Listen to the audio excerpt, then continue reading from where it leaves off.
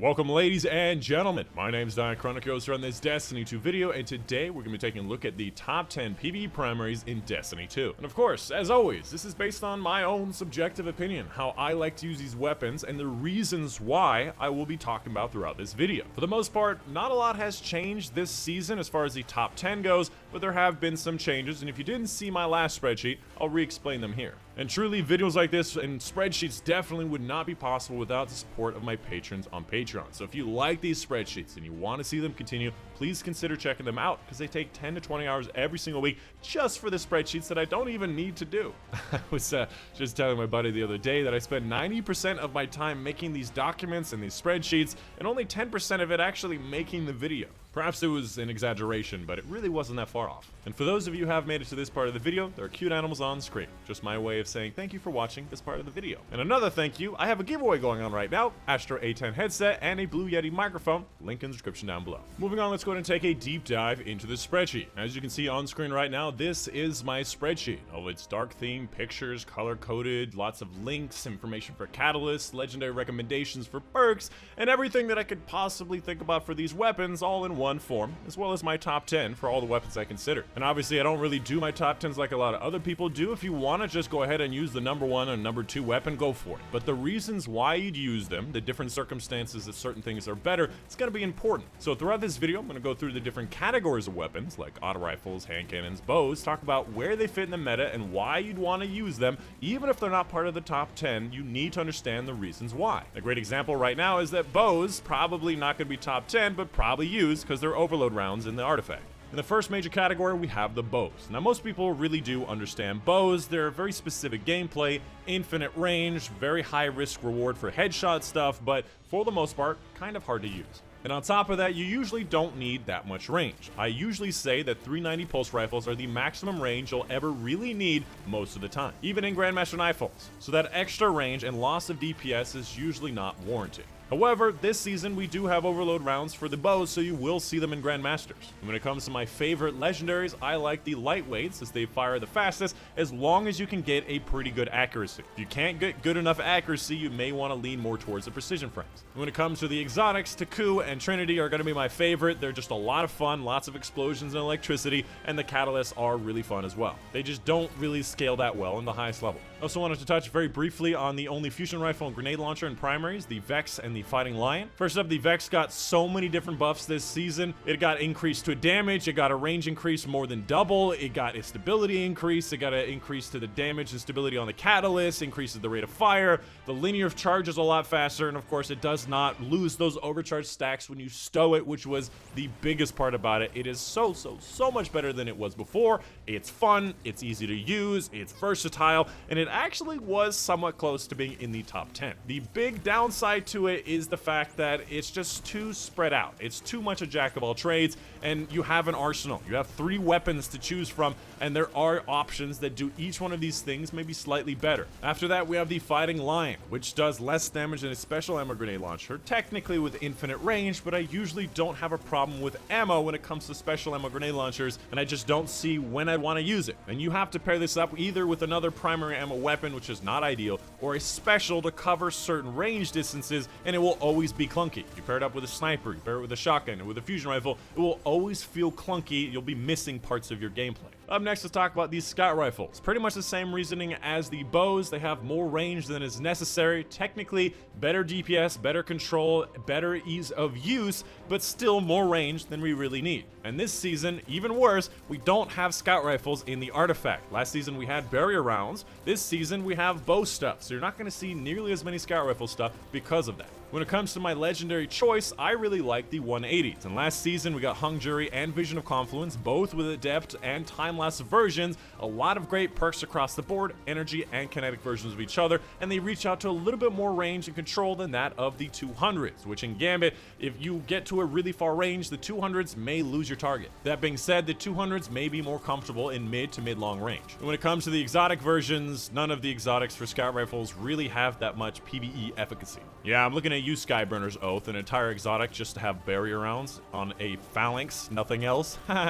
Next up, let's talk about these sidearms. One of my favorite archetypes of weapons to use anywhere legend and below, as they have such high DPS for a primary ammo weapon. And when it comes to the different sidearms, the 3 bursts are gonna be the best of the best, and they are so much better than the other sidearms in my opinion. And there are a few reasons why. First of all, the highest fire rate usually does the most DPS, and in this case, it does as well. Secondly, this weapon also is a burst weapon with a much larger magazine, giving it much more kills per clip. Whereas the other ones, you end up getting maybe 1 to 2 kills per clip before you have to force to reload.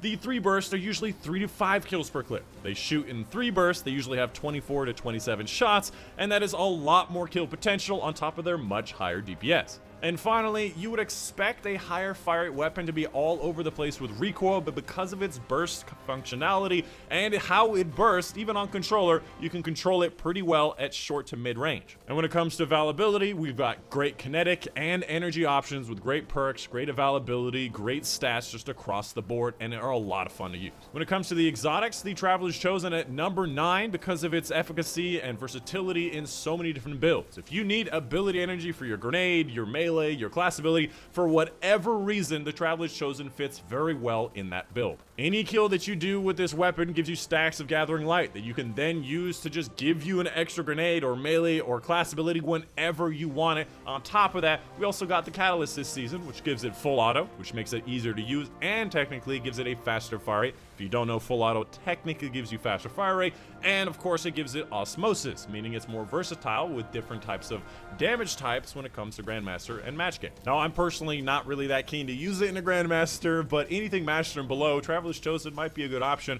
And we do have Unstoppable Sidearm in the artifact as well. Probably not going to be using that. I would imagine most people would go Pulse Rifle, which I would recommend. Following that, very similarly, we have these submachine guns. Now, technically, I put the submachine guns ahead of the sidearms this season, as I've been using them a bit more over time. Since they're buff, I've just actually been enjoying submachine guns more than the sidearms. Now, technically, it's still the same problem. The submachine guns have less kills per clip than the 3-burst sidearms, but they function a little bit better at the longer range, or at least longer than that of the sidearms. And the aggressive frames, Extraordinary Rendition and Ikelos, are just this perfect mesh of DPS, range, control, perk options, and they also have energy and kinetic versions. Unfortunately, obviously, we did get a big nerf to the Warmind Cell this season, so Ikelos may not be as valued, so if you get a good roll on borrowed time, it may end up being better. And finally, for the exotics, I really like Teraba. Wrist Runner is a lot of fun, but not really that high efficacy unless the enemy has a ton of arc damage stuff. The Teraba is one of those weapons that crosses the line between special and primary very well.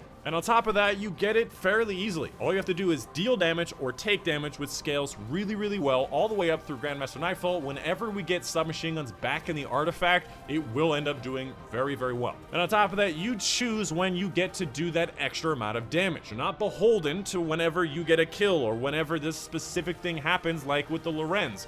When you want to dump an enemy with Teraba, you choose. And it does so much damage. It does beyond special ammo damage on a master champion where we're just shredding the hell out of them. Following that, we have the Pulse Rifles. Now, the Pulse Rifles, in my opinion, have one very specific and unique purpose outside of the artifact mods Unstoppable this season. They function very effectively just beyond the auto rifle and hand cannon zone for range, but not too much range like the Scout Rifles and the bows. The 390 Pulse Rifles have excellent control, handling, range, perk options, availability, kinetic, and energy options, as well as a new one in the form of Forge's Pledge. They're just really hard to beat at exactly what they do. If you're going to do a Grandmaster Nightfall, a Pulse Rifle is almost always a good choice as long as you have artifact mods, and even then, sometimes you'll take it anyways. The slower fire rate Pulse Rifles just fire a little bit too slowly with a little too much recoil and flinch, and they end up not really reaching out to that much range because of it. The faster fire rates ruin that ability to go in and out of cover and maintain your DPS because they fire a little bit too quickly.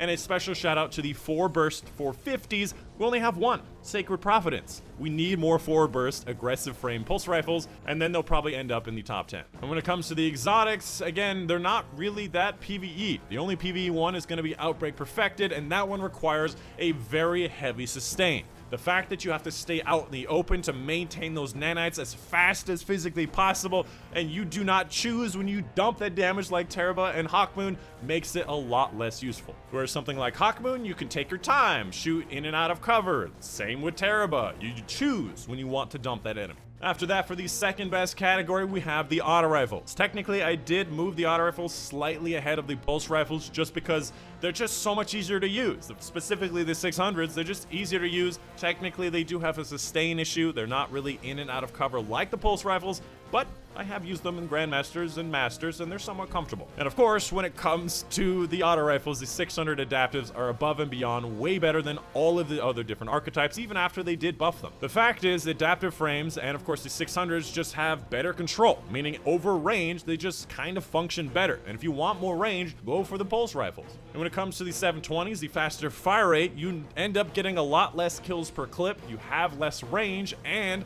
you'd rather use a submachine gun when it comes to that kind of DPS. It's just better. So the 600s just fall in that perfect middle zone, and this season we got Scathlock and Last Breath to finally fill the Kinetic slot for 600s. The forward path just wasn't good enough. And right now we've got like 5 different 600 auto rifles that just function so well for what we need them to do. Great availability across the board, great stats, great stability, control, handling, perks, just amazing. And when it comes to the exotics, Monte Carlo is my choice. It fits in so many different melee based builds. You only need damage to get your melee back. Technically you can get more when you actually get a kill. You get more damage with the weapon. It's a 600 RPM, meaning it's the best set of stats as compared to the other ones. It's just so useful in so many different builds. And a special shout out to Sweet Business. It's fun, especially after infinite ammo, but not really high efficacy. And finally, for the best weapon type in the game, in my opinion, obviously is going to be the hand cannons. For both PvE and Crucible, for probably the last 5 years, hand cannons have reigned supreme. Now, the reason why I say this is because apparently the usage statistics for hand cannons is actually quite low, because Bungie actually gave them a buff this season, 15% more damage against minors, probably to alleviate the issues where you shoot an enemy twice and they have 10% health. This should allow you to not need that third shot, which is a pretty big bonus. Now, that being said, I still and have always believed hand cannons have the best combination of range, the ability to peek in and out of cover and maintain DPS, their sheer DPS, and of course their crit modifier combination with the skill reward. On top of how many hand cannons there are. The fact is, there are so many different hand cannons in this game, both exotic and legendary across the board. Destiny is known for their hand cannons. Now, I have a couple of ideas for the reasons why I think Bungie saw the hand cannons as underutilized or perhaps needing of a buff. First of all, they probably were underutilized. Hand cannons are a little bit harder to use, but once you get used to them, they are very, very worth it. Secondly, I imagine most people are using the 180s. They're the easiest to use, they have the least recoil. Most of the time the recoil is much more vertical, and faster fire rate makes them more forgivable. That being said, I actually consider the 180s to be very, very poor compared to the 140s and the 120s. First of all, they don't reach out to nearly as much range. You might as well be using an auto rifle for better DPS and better range, better control, better mag size just across the board. And that is probably why Bungie saw that the hand cannons were underperforming. It's because everybody really liked the 180s, and I promise you the 180s are not worth it. Following that, at the number 2 position, we have the 140s, which is an excellent combination of range, stability, handling, perk options, damage, and Fatebringer and Palindrome are technically power creep versions of all the other 140s. They have better stats or equal stats to every other hand cannon in the game, and they have time loss and adept versions. And Fatebringer technically is the only hand cannon to have a double damage perk. You can get explosive payload and frenzy or kill clip, which, if you don't know, explosive payload gives you extra damage for body shot and headshot, reduces the fall off damage by around half, it flinches the enemies, and explosions are just dope. So if you can ever get explosive payload on any weapon in the entire game, in PvE it is usually worth it for primary ammo weapons. And on top of that, you can have explosive payload plus a major damage perk like frenzy and kill clip. And so if you're looking for good 140s, Fatebringer and Palindrome gonna be your kinetic and energy number ones. And finally, for the number 1 best archetype, I still think the 120s take the cream of the crop. Technically, the 140s may be better in like Legend or maybe even Master and below, but as soon as you approach the Grandmaster level, the 120s with their extra range is just so very powerful. You got a lot of great options with explosive payload, like the True Prophecy, like the bottom dollar, which are not that hard to get. You don't need to go into Trouse to get an Igneous when you can get a bottom dollar with explosive payload, True Prophecy dropping from World to get explosive payload, and honestly, just the number of kills per clip, the modifier for crit damage, the range on it, you can also get rangefinder perks on it, is just really close to 390 pulse rifles while also offering the much better DPS, and once you get used to the recoil, is extremely strong. However, this may be subjective. Maybe you prefer the 140s over the 120s. I prefer the 120s. And finally, when it comes to the exotics, I really like the Hawkmoon. None of the other ones really offer that much advantage being an exotic outside of the Lucky Pants garbage. The Hawkmoon does nearly Izanagi times 4 honed edge damage with its Paracausal times 7 shot, which is not that hard to do in a Grandmaster. You only need 7 out of 8 headshots once you get the Catalyst, and you can do nearly Izanagi's times 4 honed edge damage, which is way above and beyond any other primary weapon in the game. And technically, Hawkmoon is also not that hard to get. You can get lots of different random rolls to give it more range, which is what you want on hand cannons. And this one has a little bit less range than you'd want on it, but very high aim assistance, pretty clear sight, lots of options for good stuff when it comes to the perks, and again, the Catalyst makes it even better. And finally, thank you to my patrons on Patreon. Without their support, the ability to make these spreadsheets would not be possible. I'd have to get a part-time job to be able to support myself, and that would take time away from actually making these spreadsheets. And the patrons on Patreon are making it possible to make that happen. Specifically, I want to give a big thank you to Mediwudu, Mom Dad, Luco, Dr. Strange, Joe Smith, Monday, Stu Barkley, Raymond Jenner, Youth Panther, Casey Reagan for their support on Patreon. And that's it. Hope you guys did enjoy. My name's Dychronic, and I'll see you guys on the next one.